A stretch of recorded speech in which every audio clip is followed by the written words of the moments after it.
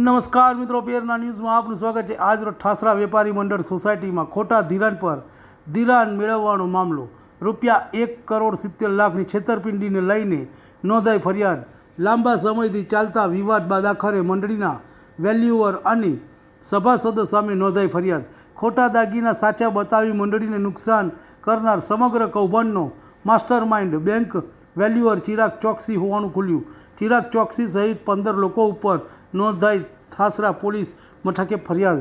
આરોપીના નામ આ પ્રમાણે છે: ચિરાગ ચોકસી, ઉર્મિશા ચિરાગભાઈ ચોકસી, દેવાંગભાઈ જગદીશભાઈ ચોકસી, અબ્દુલ હુસેન અબ્દુલ મુક્તિ હાજી, રાકેશ સોમાભાઈ પટેલ, સુજીત કુમાર આર જયસ્વાલ, નરવતસિંહ કાભાઈ પરમાર, રણજીત વલ્લભભાઈ ચૌહાણ, નીપાબેન દેવાંગભાઈ ચોકસી, ભારતીબેન જે ચોકસી, રણજીતભાઈ રમણભાઈ રાઠોડ, પ્રજ્ઞેશભાઈ પૂનમભાઈ રાણા, કિરણભાઈ મેલાભાઈ બારિયા, રાજેન્દ્રભાઈ ભૂપેન્દ્રભાઈ દરજી।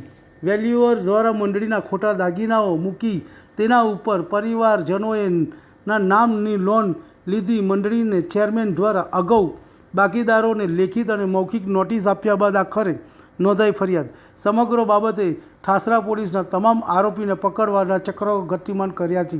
રિપોર્ટ રવિ સાધુ। તમને અમારા સમાચાર પસંદ આવ્યા હોય તો લાઇક, શેર, બેલ આઇકોન અને સબસ્ક્રાઈબ કરો।